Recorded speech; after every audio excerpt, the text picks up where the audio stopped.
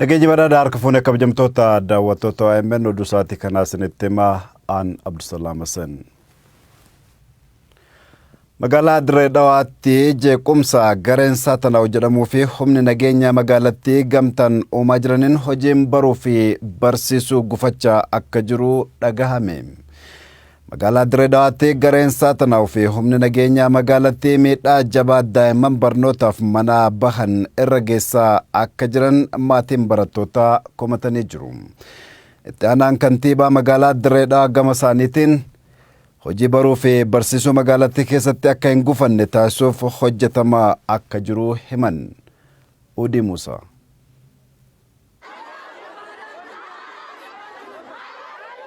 Magaalaa Dirree Dhawaatti qaama ijaaramuudhaan magaalattii jeeqaa jiruun hojiin baruu fi barsiisuu gufachaa akka jiruuf daa'imman mana barumsa sadarkaa jalqabaa baratan hedduun garee Saatanaa miidhamaa jiraachuudha dubbatu. Rakkoo addaati jira. Barachuu gisee baranna jenne nu gabaani nu tuman maa irraa hatte. Warri gisee amma jenne ni daffaram ni disin daffarran hunjaan. Warri keenya maal dalagatee nu aanyaan warri keenyas gisee gabaan ulumaa fi maarreen tumanii ol deebisan.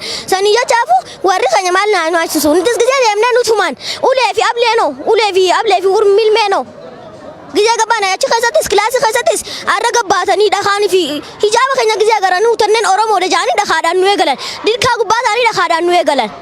Gaya sana usnatuma firagalle gaya jollen tigafta jufe abra batanya ni sitte jolle telkha jolle sani tukan abra nu juf shamiza fra basani jolle jollu matanya don ummanni gaya mana barumsa deenu qawani able fi shigre nama mumura gaya nu gaya mana barumsa kase gaya gatetenya gaya barsani khara galagalu deenu qawani able fi shigre nama jijjir maatiin barattootatis magaalaa Dirree Dhawaatti ilmaan isaanii barsiifachuu akka dadhabaa jiraniif garee Saatanaawwan ilmaan isaanii irra miidhaan gahaa jiraachuudhas ni dubbatu. Ijoollee akkatti guddifannu dhabne akkatti qaraatii barnoota ergannuus dhabnee jirra ijoolleen. Mucaan kiyya Alaaf Zawuduuti barataa Abuna Indiriyaas madrasaa barata. Khalees sodaateetiin karaa madrasaa deemuuf dirqittiin anaatiitu oofee madrasaa maal goota gamta keessaatiin ijoollee umriin isaatis amata 13 daa'ima namni si dubbatu hin jiru karaa barnootaa deemi jeetiin anaatu hirribaa kaasee itti dirqisee erge yeroo amma madrasaa deemu jirutti madrasaan raahuu dabree jira sa'aan yeroon isaa jechuu ugguu madrasaa seenuu deemu ulaa duratti qabaniini namni takkan jiru namni bikkan jirreetti tamaariin ijoolleen barattuun cuftinuu seenan. Isa qabanii tumanii marfeen harka kanarra marfeen jiranii huccuu isaa cufaarra cicciranii namshani moo nam jaha isaa wantarra geessan jechuu.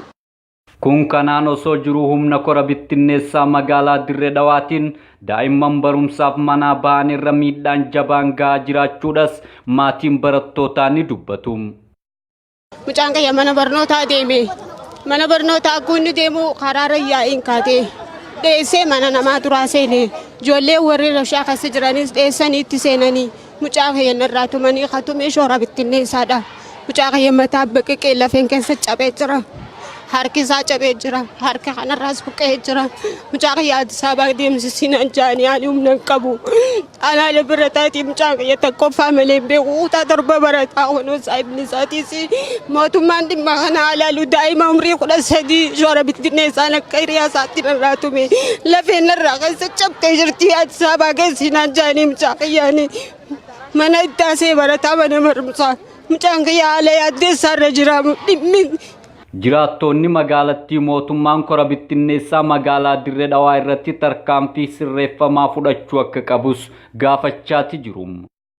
Mootummaan uummata shoora bittinneessaa jaamurre tarkaanfii akka nuuf fudhatu barbaadan biyya kanarraa nurraa haa baasanuuti. Uummanni ijoollee daa'imaa fi guddaa fi xiqqaa addaan hin beekan.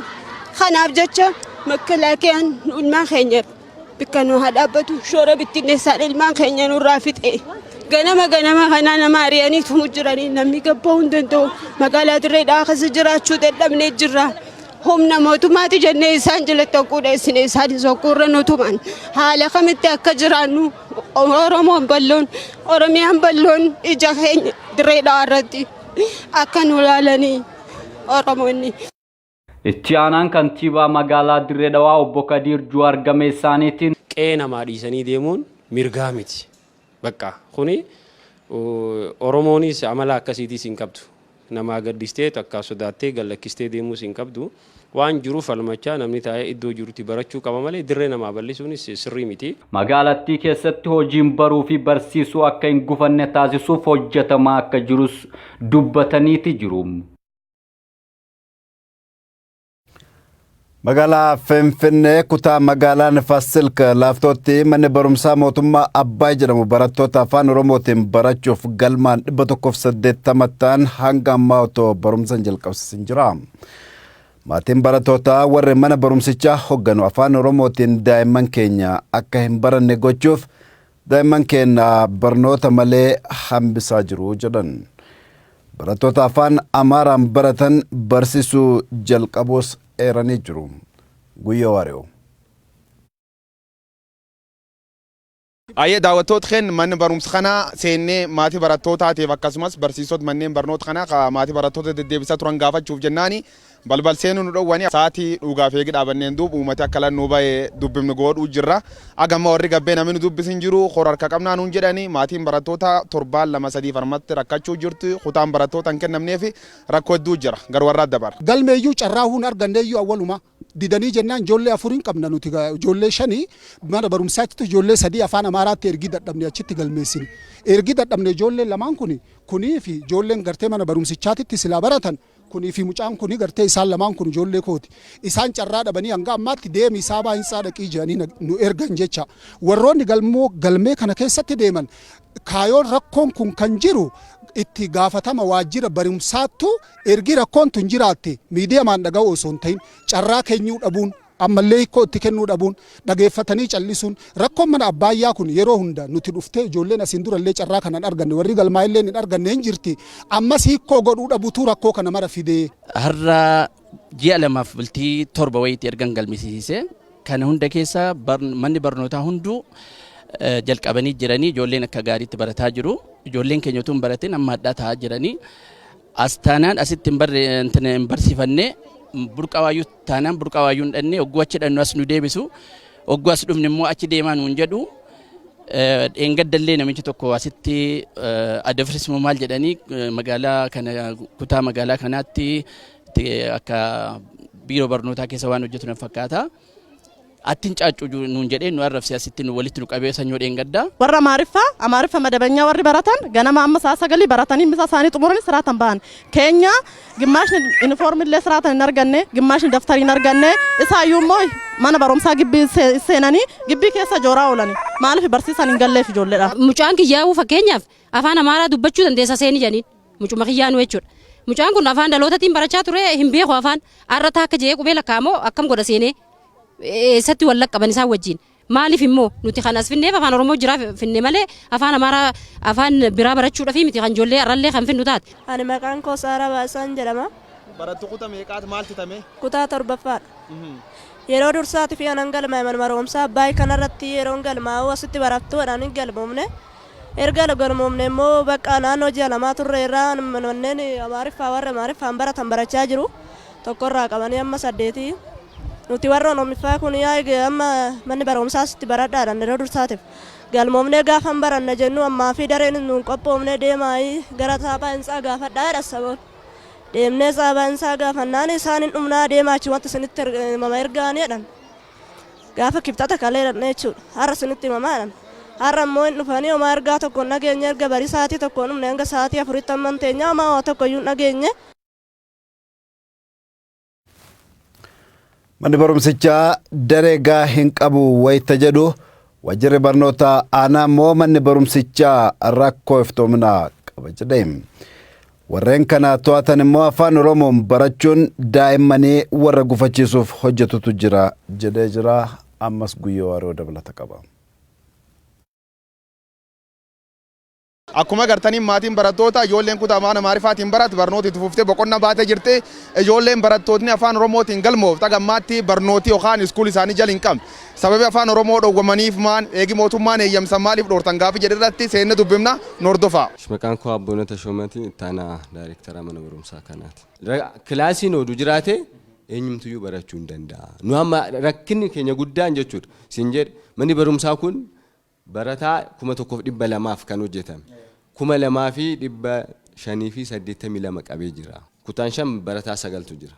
Amma barataa kan nu barataa 40 kutaa 2 furannee barataa 9 immoo kutaa 5 oduu achi nu furatanii. Kanaan kutaa magaalaa wajjinis kan dubbanne. Abbaa taayitaa ogeessa qulqullina barnootaa magaalaa Finfinneeti. Hooggantoonni akkanaan jedhanitti mana barumsaa kutaa magaalaa waajjira barnootaatti kan isaan qabatin. Waajjirri barnootaa immoo rakkinni mana barumsaa sana keessa jiraadha kan innaan jedhu. Lamaan isaanii wal bukkeetti qabee fidee ilaaluu yaaleera. Gaaffii as keessatti yeroo ilaalu yaadni uummanni naa kaasuu fi yaadni hoogganni naa kaasan rakkoon uummata keessa jiru komiin uummata keessa jiru sirrii ta'uu isaadha kan iddoo kanatti hubadhe jechuudha. Maqaan koo Adde Gannat Girmaan jedhama. Waajjira barnootaa kutaa magaalaa Nifaas Silk Laaftoo aanaa Jamooti. Abbaa adeemsa hojii sirna barnootaa irratti. Manni barumsichaa sirrii miti. Maaliif qajeelfama itti gaafatamtu mana barumsa kana qajeelfama fudhatteetti. Qajeelfama fudhatte keessaa daree tokko hanga 8 afaan Oromootiin daree tokko qopheessuun dirqama. Ijoollee duraan turan buleeyyii qofa galmeessaa malee haaraa afaan Amaaraatiin akka hin galmeessine. Sababni isaas dhiphinni daree jiraachuu isin mudachuu waan danda'uuf ijoollee afaan Oromoo waan galmeessitanii fi gamanumaan kana beektaniitoo dursa ijoollee afaan Oromootiif qofa haaraaf simachuu akka isaan qaban itti aanseetis immoo darees qopheessuu akka isaan qabanidha kan itti himne. Garuu amma immoo dareenis hin jiru barataanis bakkee jira kan jedhudha. Uummanni dhufeetti immoo nuyi waajjiratti numa rakkisaa jira, nutti iyyachaa jira, nu rakkisaa jira nu iyyuu jechuudha.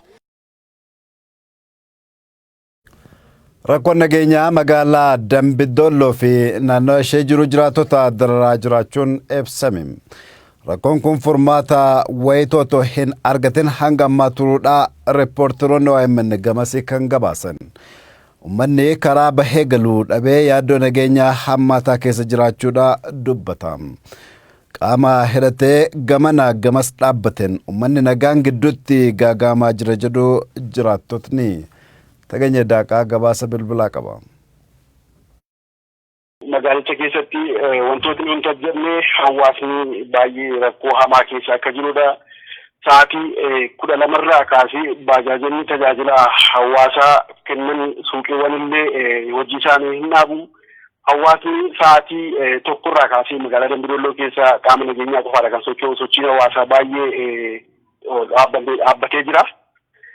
Kana biraan dinagdeen hawaasa magaalichallee hojiin daldala irratti bobba'anii namoonni jiran akkaataa barbaadamuun sa'aatii eegamee hojjechuu dhabuudhaan isaanillee rakkoo keessa jira. Kana qofa osoo hin taane namoonni sa'aatii dhorkaa sana ala deemanii yennaa argaman qaama waraanaatiin kan dhiitamuu wayii reebamuun irra gagga'utu jira. Galgala sana magaalaa kana keessa hawaasni jiru. Sodaa hamaa keessa jira. Walii isaa wajjin haasa'uuf wayiin qaama biraatti illee rakkoo keessa jiru himuun barbaadu. Galgala magaalicha keessatti boombiin meeshaalee adda addaa dhukaatii hin dhaga'amaa hin dhukaafama. Yoon akka dhukaafamu waan hin beekne innis qaama nageenyaa jiru kan mootummaa ta'uu humnaan hidhatee jiru naannoo sana jiru wal qabatee sodaa qabna kan jedhuun walii isaanii illee wal sodaatanii ba'uuf galeen haala baay'ee ulfaataadha kan jiru. Sadarkaa godinaarraa gara aanaatti deemtee gandoota bakka barbaadde quunnamuudhaan waan wal qabatu haalli waliigala Dambidolloo keessa jiru baay'ee hammaataadha. Kaleessa waan sirbu as qopheessuma yuunivarsiitii Dambidollootiin abbootii gadaa hayyoota jaarsolii biyyaa qeerroo abbootii amantaa qaama hawaasaa bakka tokkotti walitti qabee dhimma kana irratti dubbiseetan jira. Hawaasa achi keessa jiru walii isaa waliin dubbachuuf akka inni sodaa qabu rakkoo nageenya hammaatan akka jiru namni butamaa akka jiru inni butamee eeyoon akka inni butamee kan hin beekne hawaasi sodaa kanaa keessa akka jirudha. Walumaa gala humnoota wal morkatan lamaan gidduutti hawaasi jiru isaaf illee sodaa biyya kana keessa jiraachuuf sodaa magaalaa Dambidolloo irra wal jiran gara Finfinneetti warri aanarra jiran gara magaalaa Dambidollootti wal jala siqaallee akka jirani. Walumaa gala hawaasni qaama nageenyaa kana lamaan wal morkatan jiru rakkoo hammaataa keessa akka jirudha kan taajjabne jechuudha. Oduma wal qabateen yuunivarsiitiin Dambidolloo rakkoon nageenyaa naannicha jiraatus nageenya barattoota eegsisee barattoota ni barsiisa jedhe. Jiraattotni magaalattis nageenya barattoota eegsisuuf ga'ee nurraa eegamu ni baanaa jiranii jiru. Beenyaa Shiramuu gabaasa dabalataa qaba. Yuunivarsiitiin Dambidolloo barattoota haaraa fi buleeyyii simatee barsiisuuf qophii barbaachisaa ta'e hundaa xumuree jiraachuusaa beeksise. Yuunivarsiitichi haala simannaa barattootaa fi hojii baruuf barsiisuu bara 2012 milkeessuun danda'amu irratti bakka bu'oota qaamolee hawaasaa adda addaa magaalaa Dambidolloo fi qaamolee nageenyaa waliin marii taasisee jira. Jiraattonni magaalaa Dambidolloo maricha irratti hirmaatanis barattoota haaraa fi buleeyyii gara yuunivarsiitichaatti dhufan haala gaariin simachuuf qophii ta'uu isaanii himaniiru. Keessumaa waan isin gaafatee inni ilaallu waggaa darbe bara 2011 iddoo biraatii namni du'eera. Barachaa nuti barnatti asii lubbuun tokko hin duune. Nagaadhaaf baruun barsiisuun kun nu raawwatee xumuramee ijoolleen nagaadhaan adeeman. Galanni Waaqayyoof haa ta'u. Kanaaf egaa uummati Dambidolloodhaa uummata nagaadhaare. Ijoollee saree hundumtuu akkuma amma jedhame kana ijoollee kana waammannee fudhanneetu hin barsiifanna. Yeroo waa'ee ijoollee alaalarraa dhufanii kaafnee haasofnu waa'ee intala keenyaa waa'ee ilma keenyaa isa sii bahee kiloloota adda addaa dhaqantu sammuu keenya keessaa riimooduu godha. Inni anna keenya keessaa riimooduu godhu kuni hankoo dhalli koo tokko moo iddoo tokko irratti xummuunullee akkasitti kana dubbanna akkam taatii kan jedhu dhanna keenya keessa jira. Saaba kanaatii fi gochaalee baroottan darban kana ta'an itti hirmannee karaa waldaatiin taanaan karaa jaarsolii abbootii gadaas taanaan tasgabbeessinee kana keessa hulluun ammas garuu abbootiin amantii jaarsoliin biyyaa abbootiin gadaa shantaanii wajjin jiraanne iyyuu 50 oltu jira bakkee kan ijoollee kana simachuudhaaf qophaa'aa jiru. Maatiinis gaafa barattoota isaa naannoo biraarraas haa ta'u naannoo keenya Oromiyaarraas gaafa gara Dambidollootti ga'u sodaan keessatti uumamuu hin qabu. Maaliif inni kaayyoon isaa barumsa qofa haa ta'u malee kaayyoo biraa fi araada adda addaa nutti fideen nufin.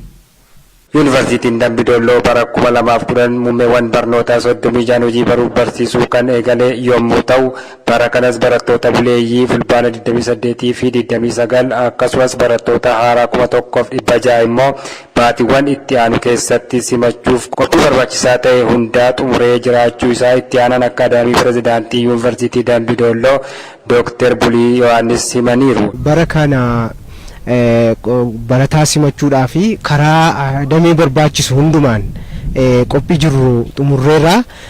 Akka fakkeenyaatti karaa bakka ciisicha isaanii, bakka nyaata isaanii, lafa isaan itti wallaanaman kiliinika isaanii, akkasuma laayibireerii illee wantoota kana anis qaamaan iddoo kan hundumaarra deemee ilaalee wanti hundumtu qophaa'eera. Simannaadhaaf qophii jiru xumurreerra jechuudha. Pirezidaantiin Yuunivarsiitii Dambidolloo Dr. Lataa Tasfaayee hojii baruu fi barsiisuu bara kanaa milkeessuuf hawaasni naannichaa tumsa taasisaa ture itti fufsiisuu akka qabuu fi hawaasnis yaaddoo nageenyaa tokko malee ijoollee isaa gara yuunivarsiitichaatti erguu akka qabu dhaamaniiru. Ana gada basaasaatti namootni yakka gaafa hiriira guddichaa magaalaa Hasaasaatti raawwatame miidiyaadhaaf ibsan dorsifamaa jiraachuun ibsame. Yakka raawwatame kan sirnaa fakkeessuun namoota yakkicha raawwatan qulqulleessuuf shirri xaxamaa akka jirus ibsamee jira. Guutuun oduu kanaa akka taanutti dhiyaata. Godina Arsii Lixaa Ana gada Hasaasaatti namootni dookumeentarii mata duree muudamamoo adaba jedhuun hojjetame irratti yakka aangawoota OPDO duraanii ODP ammaan raawwatame saaxilan dorsifamaa jira jedhan. Yakka raawwatame kan sirnaa fakkeessuun namoota yakka kana adda durummaan raawwatan qulqulleessuuf shirri garaagaraa xaxamaa akka jirus ibsamee jira. Namootni dhimma kana irratti OMN dubbise gama isaaniitiin odeeffannoon yakkoota raawwatamee kennamee dhugaa irratti kan hundaa'e jedhan. Isni akka jaarsummaatti akka sodaachisaatti akka reebichaatti illee ta'u adeemsa akkanaa deemaa jiranii jechuudha. Jaarsummaa jedhan sodaachisaan jedhan kan beekamne uummata doorsisaati jaarsolee garas dhufan jecha. Warra kaawwan warra darbiillee uumama kennanii namoota addatti akka dalagee darsiisuuf dookumentarichi akka kijiba taasisa godhaniiti yaaluu fi adeemsi isaanii ka deemanii. Magaalota aangawootni OPDO yeroo sanii gaaffii uummataa itti dhaga'anitti hiriirichi nagaan sagalee isaanii dhageessee galee jedhan jiraattotni. Kun immoo yakka Hasaasatti raawwatame kana qaamni raawwachiise oolchuu akka danda'u ragaa qabatamaati jechuun dubbatu. Wama tokko illee waan tokko obboleettiin seeran yoo wama inni dalagin waan inni hojjisiisi yoo nutti jennee isa irratti itti gallatna waan inni hamba godhe waan inni bira dhaabatee waan hamba goote shirritti naqan maratee waan hamba goote maal dubbattan jedhama mangisti godhe gisee godhe maal dubbattan nuun jedhan dodolaayyuu jaarsi biyyaa ba'ee alaabinata fudhatee manni namaan tuqamu jedhanii namaan tuqamu sabaastee haasee jedhanii tole jedhanii keessatti midhaan poolisii wayii harkaan qabee qaama yakka raawwate mana murtiitti dhiyeessuun osoo danda'amu yakka uummata irratti raawwatame jaarsummaadhaan laalla jechuunis waan fudhatama hin qabne jedhan jiraattotni. Awwaltu kana godhee jira kan akkana godhee mangisti godhee seera godhee jedhanii kanaan inaan ammoo warra namni irraa dhume kiinaa dubbii jaarsummaa nu godhaa jedhaa cinaan nu qaatan. Nu kana mara uummatatu beeka seennaa miti uummataan deemnaa uummanni haaqii sanillee jedhu uummata jennee uummataan qabnee fi nurraa lixa. Adeemsi isaanii dalgatti warra namoota irraa du'an kanneen irraa akka duubaan jaarsummaa fixachuu barbaadaniiti namoota addaan qoqqoodaniiti warra maatii irraa duddeessanii akka waa jaarsummaa taa'uuti deemaa jiran. Aangawoota dhimma kana kijibsiisuun Awwal Abdii fi waahillan isaa yakka irraa walaba gochuuf hojjetaa jiran OMN ija kaameraa isaan hordofaa jira. Namoota kanneen teessoo isaaniin akkuma argannen isin biraan geenna. Oduu xumuraatiin ogeeyyiin fayyaa yuunivarsiitii garaagaraa irraa bara 2011 eebbifaman biiroon eegumsa fayyaa Oromiyaa ramaddii nu dhoggatee jedhu.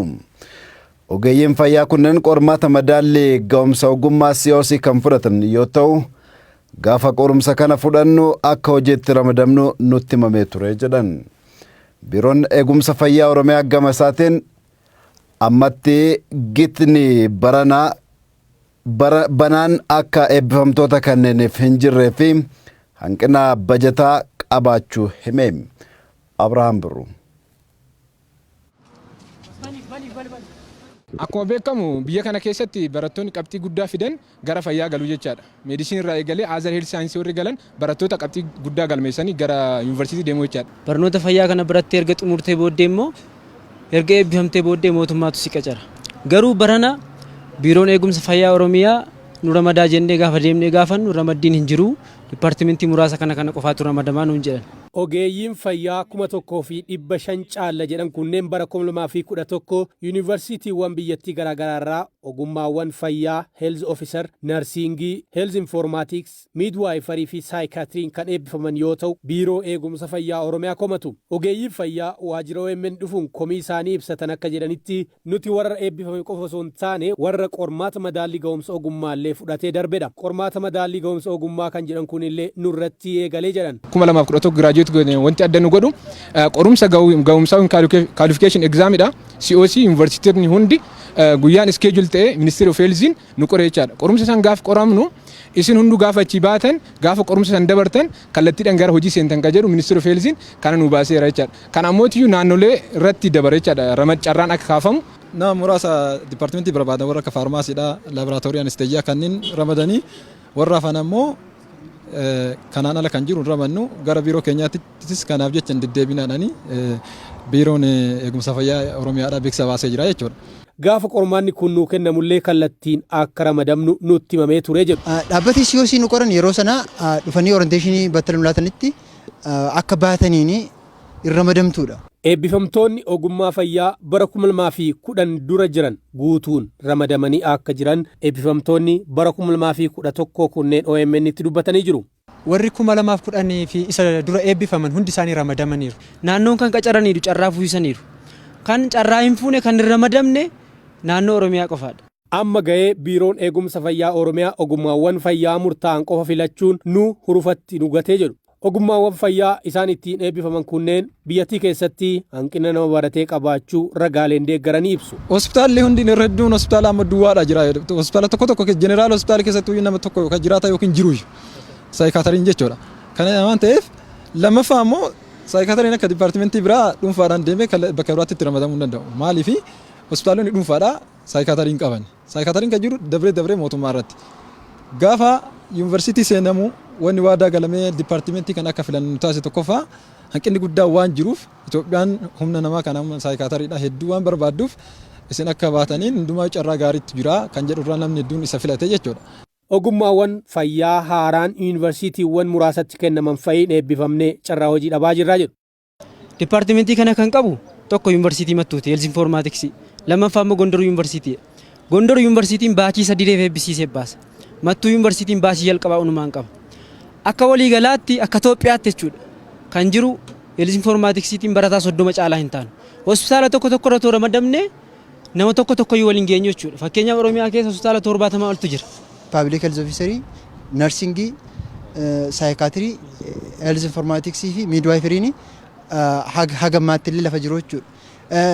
Barattoonni kun ogummaa fayyaadhaan barattee ji'a 5 booda deebitee gara hojiitti yeroo baatu dhukkubsataa hol'aanuu deemtamu dhukkubsataa sana ajjeesuu deemtamu.